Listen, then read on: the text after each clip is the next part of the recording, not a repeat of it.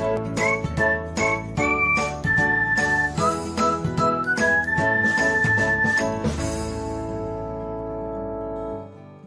everyone, welcome back to another episode of Technologyglance.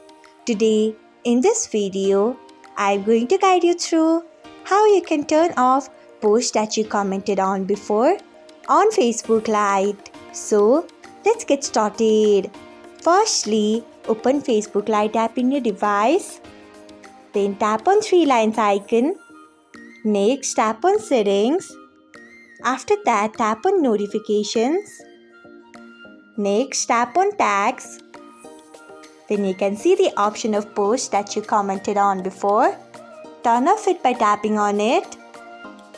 So, this is how you can turn off posts that you commented on before on Facebook Lite. Thanks for watching. If you found this guide helpful, we would love it if you hit the thumbs up button below. We upload great new tech tutorials like this one every day. So, do not forget to subscribe to our channel and hit the bell icon so that you'll never miss another update.